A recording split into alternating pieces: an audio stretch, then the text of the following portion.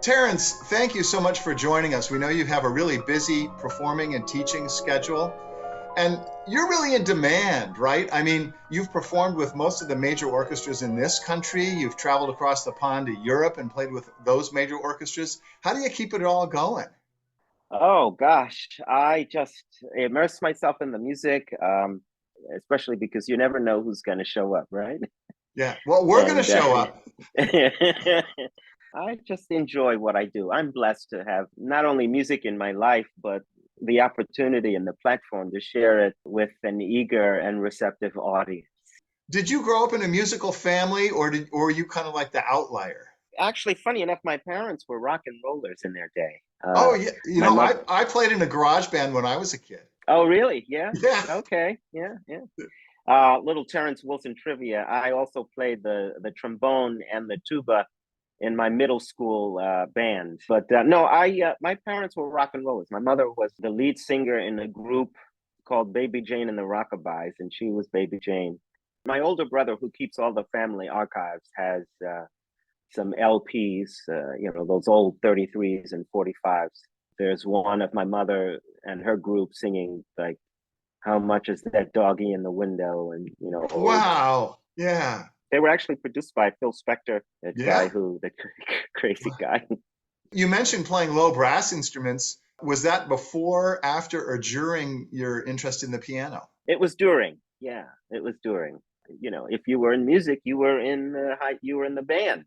Wonderful experience growing up in public school in the Bronx. School system was really quite good. Every Wednesday, I remember we had an assembly, and we had classical music, chamber music groups come and visit our school and give us chamber music concerts.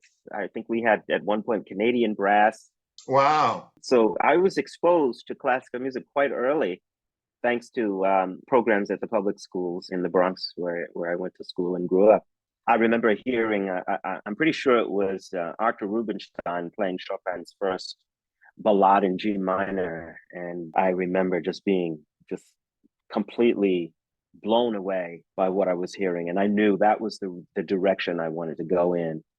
And my parents really just sort of let me find my own path and let me find my own way.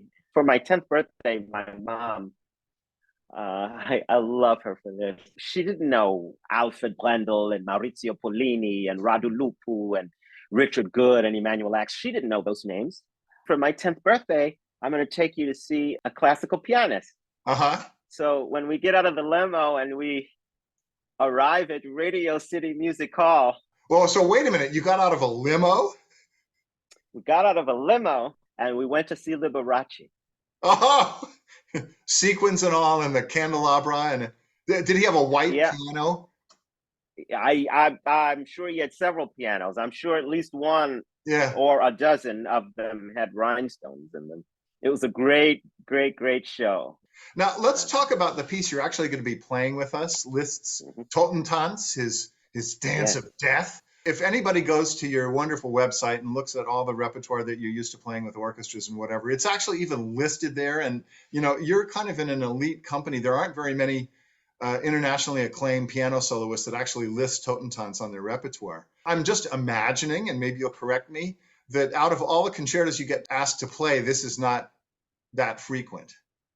That's very true. That's very, very true.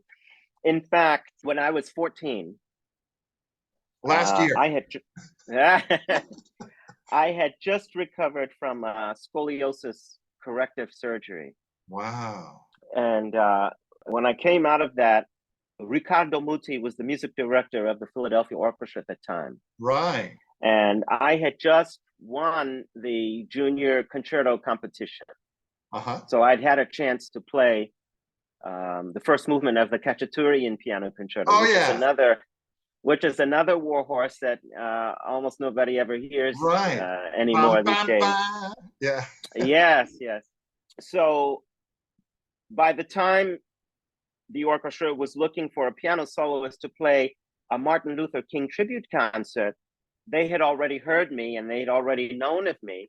The piece that they had asked for was the Totentanz. Uh-huh. And I listened to Christian Zimmerman's recording of it, And I was just so excited. I was like, oh my gosh, I can't believe I'm going to get a chance to play this piece, and with no less the Philadelphia Orchestra. Right. But then my teacher, Veda Kaplinsky, she thought about it and she said, you know, this is a Martin Luther King tribute concert. Right. Liszt Totentanz is rather macabre Yeah.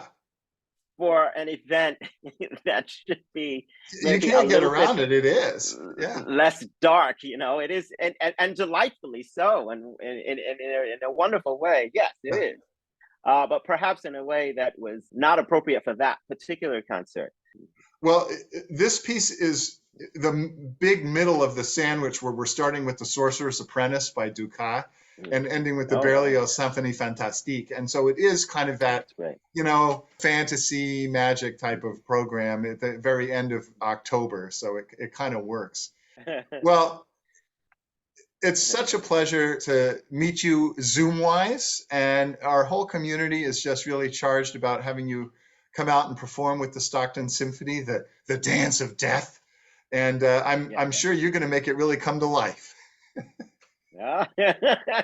Well, a piece of that nature, it's either me or the piece. No, I know you're going to win. And I don't intend to be the losing one there. That's right. Yeah. All right. Well, we'll look forward to seeing you soon. Likewise. Thank you very much. I look forward to seeing you. I'm very excited about it.